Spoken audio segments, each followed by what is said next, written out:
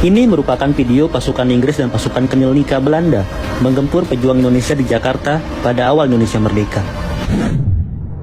Ketika pasukan Inggris sekutu mendarat di Tanjung Priok, pemerintah Republik Indonesia telah menyatakan siap membantu tugas-tugas melucuti persenjataan para prajurit Jepang, juga memulangkan para prajurit Jepang, serta internirang dan tanah militer Jepang ke negeri asalnya.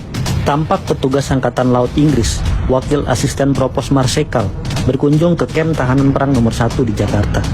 Ini adalah 2 prajurit TKR yang mendampingi pasukan Inggris. Namun, Jakarta pada awal Indonesia merdeka adalah kota yang mencekam. Semangat kemerdekaan dan kebencian pada penjajah dari para pemuda yang bergabung dalam laskar-laskar rakyat telah memantik kekacauan. Markas-markas Jepang diserbu dan dilucuti senjatanya untuk membela diri dari isu ambisi Belanda yang ingin menjajah Indonesia kembali. Gerakan laskar-laskar rakyat ini juga mengancam keselamatan warga Belanda di kamp interniran. Begitu pula dengan warga Tionghoa, Ambon, dan Manado yang dicap pro-Belanda. Meskipun sebenarnya banyak juga dari kalangan Tionghoa, Ambon, dan Manado yang mendukung Indonesia merdeka. Polisi Indonesia dibantu Tentara Keamanan Rakyat sesungguhnya telah bekerja keras untuk menjaga keamanan Jakarta. Sayangnya, Inggris mengizinkan pasukan Kenil Nika Belanda untuk masuk ke Jakarta. Provokasi pasukan Belanda ini memancing amarah pejuang Indonesia. Salah satu yang paling meresahkan pejuang Indonesia adalah arogansi Kenil Ambon, sehingga terjadi pertempuran-pertempuran kecil di seantero Jakarta. Inggris yang semula mencoba meredakan pertikaian tersebut akhirnya naik pitam, terlebih ketika Laskar Rakyat tanpa sengaja mulai menyasar pasukan Inggris. Polisi Jakarta dianggap gagal menjaga keamanan dan ketertiban umum. Bersama pasukan Kenil Nika Belanda, mereka kemudian menggempur Jakarta. Mulanya mereka hanya menyisir kawasan Senen dengan sasaran utama Balai Muslimin Indonesia di Jalan Keramat Raya yang menjadi markas perjuangan kaum muda, dan kantor polisi Republik Indonesia di dekat perapatan Senen. Namun pertempuran itu kemudian meluas ke seluruh Jakarta. Banyak bangunan yang hancur akibat pertempuran pasukan Inggris Belanda melawan pejuang Indonesia. Pasukan Inggris Belanda terpaksa menerapkan jam malam. Mereka menggeledah orang-orang yang lewat markas-markas militer, hingga menangkapi orang-orang yang dianggap mencurigakan. Namun, perlawanan pejuang Indonesia tidak berhenti. Penyerbuan ini mencapai puncaknya pada 29 Desember 1945, di mana hampir semua kantor pemerintahan Republik Indonesia di Jakarta dikepung dan diduduki. Senjata para pejuang dilucuti. Bahkan beberapa anggota polisi Indonesia turut ditangkapi. Mereka kemudian ditahan di kantor besar polisi.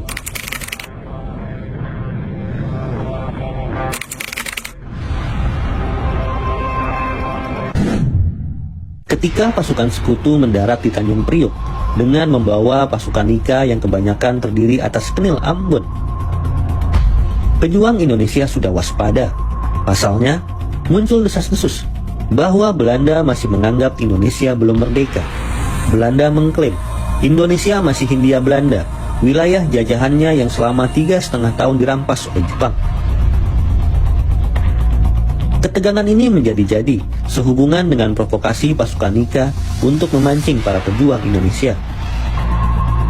Pasukan Nika mulai beraksi dengan mengibarkan bendera Belanda untuk menunjukkan bahwa kekuasaan Belanda di Indonesia sudah dikembalikan. Dengan kendaraan jeep dan truk, serdadu-serdadu Nika melakukan konvoi keliling Jakarta sambil melepaskan tembakan ke udara. Ketika pasukan Nika mendapat tugas merazia para pejuang Republik Indonesia yang enggan menyerahkan senjatanya pada sekutu, mereka kerap kali mencari gara-gara. Mereka sengaja menghentikan mobil-mobil pembesar Indonesia yang kebanyakan memakai bendera merah putih dengan berbagai alasan. Bahkan, ada cerita kalau secara sembunyi-sembunyi, pasukan Nika Belanda ini menembaki mobil-mobil pembesar Indonesia.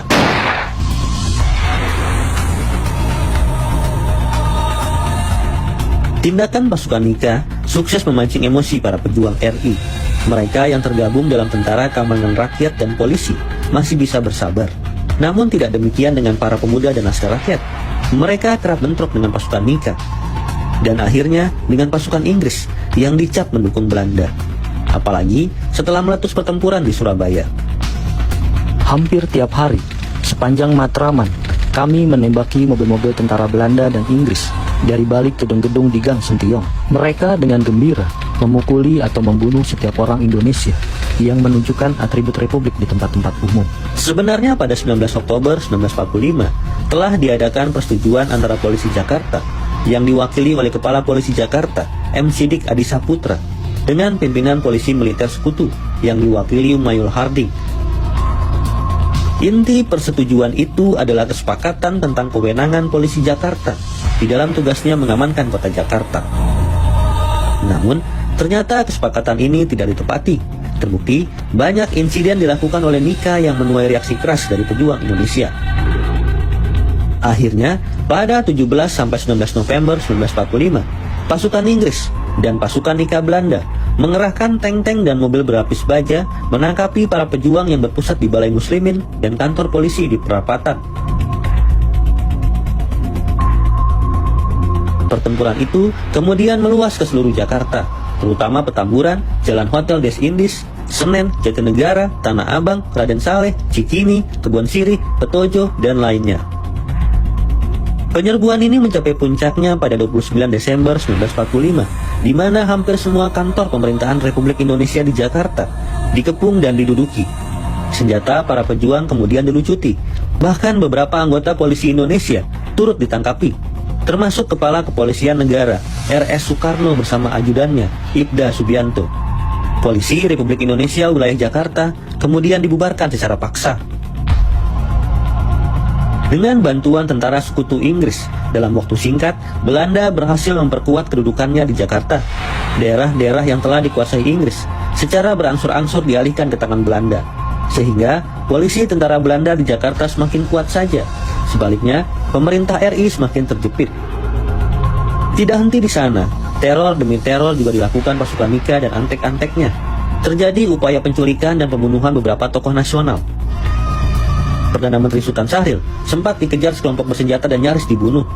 Menteri Keamanan Rakyat Amir Syarifuddin nyaris terkena sasaran tembak pada suatu perjalanan menuju rumah Bung Karno.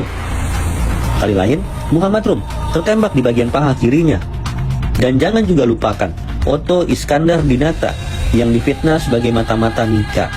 Bahkan, Soekarno pun sempat mendapat beberapa kali ancaman dan teror mengerikan.